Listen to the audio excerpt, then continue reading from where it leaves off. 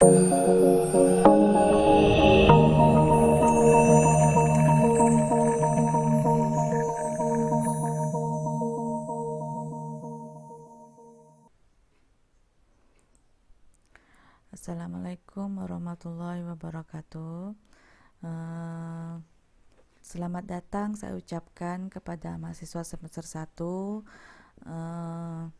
Perkenalkan, nama saya Fitriani. Di semester ini saya akan mengajar mata kuliah konsep basis data. Sedikit saya akan menjelaskan mengenai rencana pembelajaran semester atau RPS yang dikembangkan oleh Ibu Anissa dan saya sendiri, Ibu Fitriani. Capaian belajar untuk mata kuliah konsep basis data yaitu mahasiswa dapat memahami dan menjelaskan apa itu data, informasi, sistem informasi, dan software aplikasi. Yang kedua, mahasiswa dapat mengetahui menjelaskan apa itu basis data, pengantar basis data, dan DBMS atau Database Management System. Selanjutnya, mahasiswa dapat memahami tujuan dari basis data. Selanjutnya, mahasiswa dapat memahami perbedaan antara sistem file tradisional dan sistem file database. Selanjutnya, mahasiswa dapat memahami dan menjelaskan mengenai apa keuntungan jika menggunakan basis data dan di mana saja perusahaan yang sudah menerapkan basis data. Mahasiswa dapat memahami, mengetahui, dan dapat menjelaskan tentang komponen utama dari pengantar basis data, pengguna atau user basis data, kebutuhan pendekatan database. Mahasiswa dapat mengetahui, memahami arsitektur pengantar basis data, abstraksi data.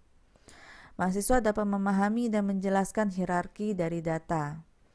Mahasiswa dapat mengetahui macam-macam model data, diantaranya model data berdasarkan objek dan berdasarkan record. Mahasiswa dapat mengerti tentang apa model data entity relationship, simbol-simbol yang digunakan dalam model entity relationship. Mahasiswa dapat memahami dan mengerti apa itu entitas, atribut, jenis-jenis key, dan relationship yang ada pada model entity relationship. Selanjutnya, mahasiswa mampu menggambarkan proses transformasi IRD ke LRS. Mahasiswa mampu menggambarkan LRS. Mahasiswa mampu membuat tabel. Selanjutnya, mahasiswa dapat menggambarkan IRD atau Entity Relationship Diagram dan bisa mentransformasikan ke LRS atau Logical Record Structure dan bisa menampilkan tabel yang dihasilkan dari IRD yang terbentuk. Mahasiswa mampu untuk menganalisa dan bisa memahami cara membuat spesifikasi basis data untuk masing-masing tabel yang akan diimplementasikan nantinya sesuai dengan DBMS yang dipilih. Termasuk di dalamnya mampu untuk menentukan struktur filenya sesuai dengan kebutuhan. Mampu untuk bisa menentukan jenis key mana yang merupakan primary key, berapa panjang record, jumlah record, organisasi file yang digunakan. Mahasiswa dapat mengetahui perintah-perintah yang digunakan untuk mendefinisikan data. Mahasiswa dapat mengetahui perintah-perintah yang digunakan untuk memanipulasi data dan bisa mengetahui hasil dari masing-masing perintah dengan menggunakan MySQL atau SAMPP, baik menggunakan command line atau menggunakan MySQL from 4.2 serta Microsoft Access. Terakhir, mahasiswa dapat memahami dan mengetahui model data selain model data entity relationship, yaitu model data semantik, jaringan, hierarki, dan model data object oriented. Deskripsi singkat mata kuliah konsep basis data ini yaitu membahas tentang memberikan pengetahuan kepada mahasiswa tentang konsep dasar dari basis data, memberikan pengetahuan kepada mahasiswa tentang arsitektur basis data, memberikan pengetahuan kepada mahasiswa tentang macam-macam model data, berdasarkan objek dan berdasarkan record, Memberikan pengetahuan dan pemahaman kepada mahasiswa bagaimana penerapan basis data dengan menggunakan model entity relationship dengan menggunakan diagram IR atau IRD. Transformasi diagram IR ke basis data fisik, LRS, tabel yang terbentuk yang nantinya akan diimplementasikan ke dalam DBMS yang dipilih. Memberikan pengetahuan kepada mahasiswa tentang bahasa basis data, dan memberikan kemampuan untuk mempraktekkan perintah DDL maupun DML dengan menggunakan software MySQL atau SAMPP, baik menggunakan command line maupun dengan menggunakan MySQL front for to. Nah, ini SAP dari minggu pertama sampai dengan minggu ke-16. RPS ini bisa Anda lihat di halaman web masing-masing.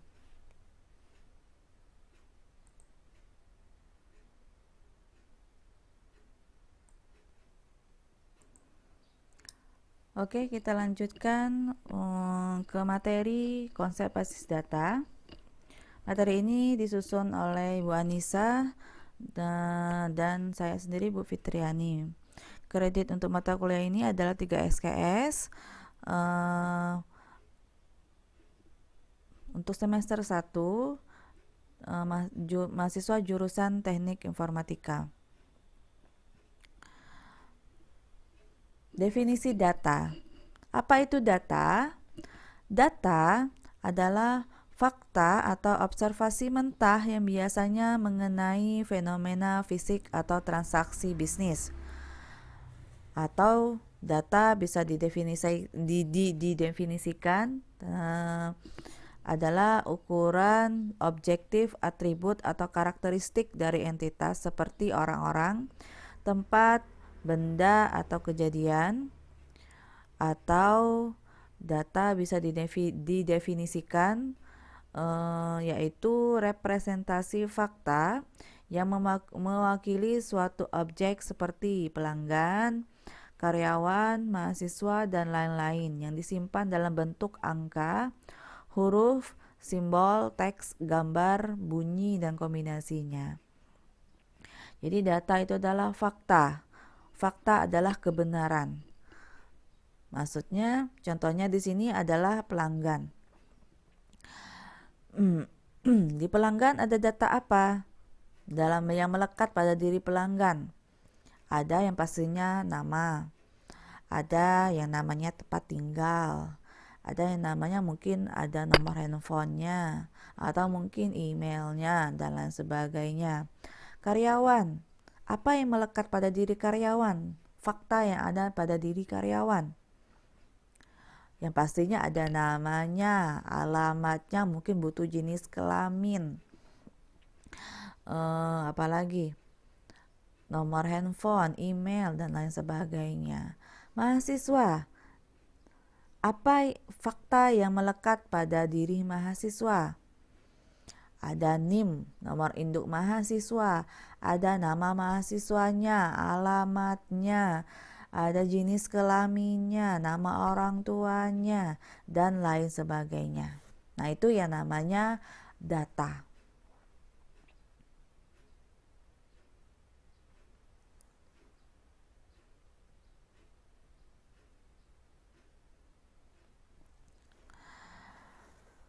Informasi adalah data yang telah diproses ke dalam suatu bentuk yang mempunyai arti bagi si penerima dan mempunyai nilai nyata dan terasa bagi keputusan saat itu atau keputusan mendatang. Jadi informasi ini adalah data yang telah diproses ke dalam suatu bentuk. Contohnya tadi data mahasiswa, ada NIM, nama, jenis kelamin, kelompok alamat ya. Dan lain sebagainya itu baru berupa data, belum ada fungsinya, belum ada kegunaannya. Agar data itu berguna, maka diubah menjadi informasi. Jadi data itu diubah, ya, diproses menjadi suatu informasi yang mempunyai arti atau bernilai atau berguna bagi si penerima. Nah, ini gambarnya. Ada data diproses lalu menjadi informasi. Nah, itu adalah pengertian dari informasi. Data versus informasi. Informasi sebagai aset. Siapa yang mempunyai informasi akan menjadi pemenang. Sudah pasti. Apalagi di zaman teknologi sekarang. Informasi itu sangat penting. Siapa yang paling cepat, siapa yang menjadi pemenang. Informasi menjadi aset dalam perusahaan. Data sebagai sumber informasi perlu dikelola dengan baik. Pengelolaan data diterapkan dengan menggunakan database.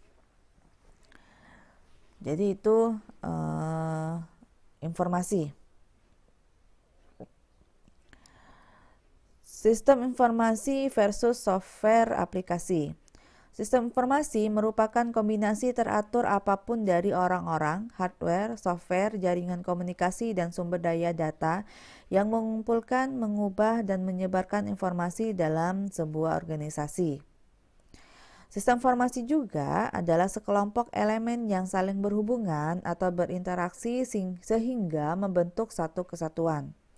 Contohnya, sistem informasi akademis, sistem informasi penggajian, sistem informasi persediaan, sistem informasi penjualan, sistem informasi pembelian, dan lain sebagainya. Software aplikasi yaitu program yang menentukan aktivitas pemrosesan informasi yang dibutuhkan untuk penyelesaian tugas-tugas khusus dari pemakai komputer. Contohnya spreadsheet, elektronik, word processing, PowerPoint. Nah, itu semua adalah namanya software aplikasi.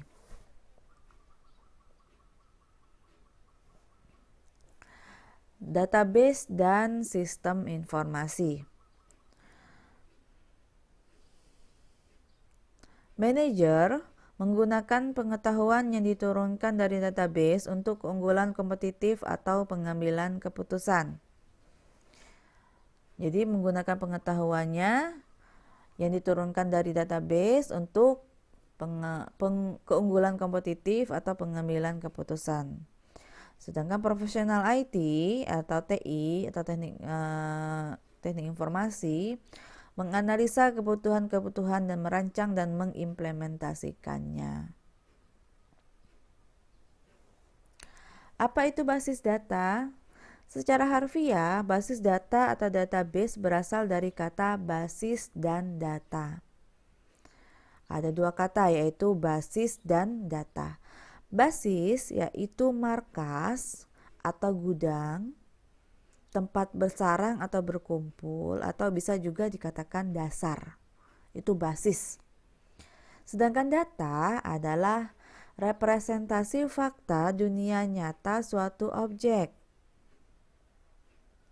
Seperti manusia. Manusia itu ada pegawai, ada siswa, pembeli, pelanggan. Barang, hewan, dan lain-lain direkam dalam bentuk angka, huruf, simbol, teks, gambar, bunyi, atau kombinasinya. Nah, contohnya ini. Ada data pegawai, ada data pembelian, ada produksi, ada penjualan. Ini datanya. Digabung menjadi basis data atau database. Basis data dapat didefinisikan dalam sejumlah sudut pandang seperti himpunan kelompok data atau arsip yang saling berhubungan yang diorganisasikan sedemikian rupa agar kelak dapat digunakan kembali dengan cepat dan mudah. Atau kumpulan data yang saling berhubungan yang disimpan secara bersama sedemikian rupa dan tanpa pengulangan atau redundansi yang tidak perlu untuk memenuhi berbagai kebutuhan. Atau kumpulan file atau tabel yang saling berinteraksi yang disimpan dalam media penyimpanan elektronik. Nah, itu pengertian basis data. Basis data dalam lemari buku atau basis data dan lemari buku atau arsip. Studi kasus. Mr. X memiliki perpustakaan pribadi yang diletakkan dalam sebuah lemari buku yang besar. Karena jumlah bukunya ratusan, dia kebingungan untuk mencari buku yang dibutuhkan dan mencatat buku-buku yang dipinjam oleh rekan-rekannya.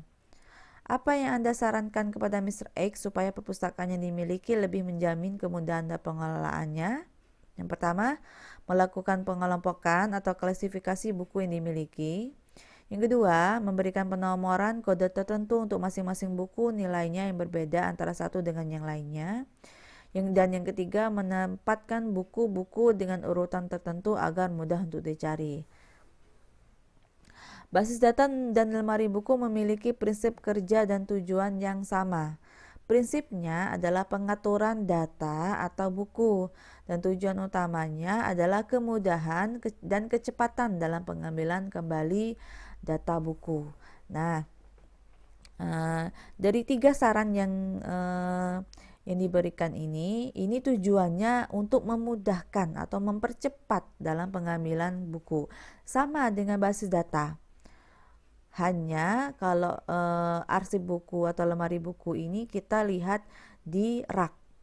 Tetapi kalau basis data kita lihat di folder atau directory di dalam laptop atau PC.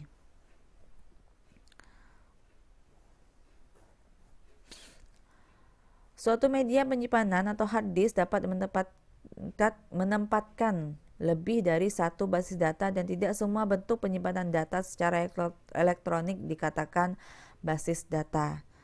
Jadi tidak semua ya yang ada di hard disk kamu itu dinamakan basis data. Ya. Setiap data elektronik itu apakah sama dengan basis data? Ini ada studi kasus. Contohnya, Badan Administrasi Kepegawaian di PT XYZ selalu menggunakan komputer, yaitu aplikasi Microsoft Word dan Microsoft Excel untuk mencatat data-data kepegawaian, organisasi, dan penggajian. Bisakah dikatakan PT XYZ telah menerapkan basis data? Jawabannya apa? Belum tentu. Karena di dalam pengelolaannya belum tentu terdapat pemilahan dan pengelompokan data sesuai jenis dan fungsi data. Nah, kalau seandainya PT XYZ ini sudah melakukan pemilahan atau dipilih-pilih datanya, antara data kepegawaian dipisah, organisasi dipisah, penggajian bisa. Nah, itu bisa dikatakan basis data. Tetapi ini belum tentu karena di sini tidak dijelaskan bahwa data-data tersebut dipilah atau dikelompokkan. Contoh pemilahan, misalkan di sistem akademis ada data mahasiswa, data dosen, data mata kuliah, data perkuliahan. Nah, ini data semua ini tidak digabung, tetapi dipisah berdasarkan jenis atau fungsinya. Data mahasiswa ya data mahasiswa, data dosen yang disimpan ke dalam data dosen, data mata kuliah disimpan ke dalam data mata kuliah, data perkuliahan yang disimpan ke dalam data perkuliahan.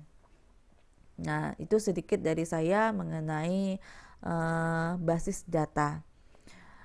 Demikian materi pertemuan pertama. Nanti saya akan lanjutkan di video berikutnya untuk materi pertemuan kedua. Saya akhiri, wabillahi taufik wal hidayah. Wassalamualaikum warahmatullahi wabarakatuh.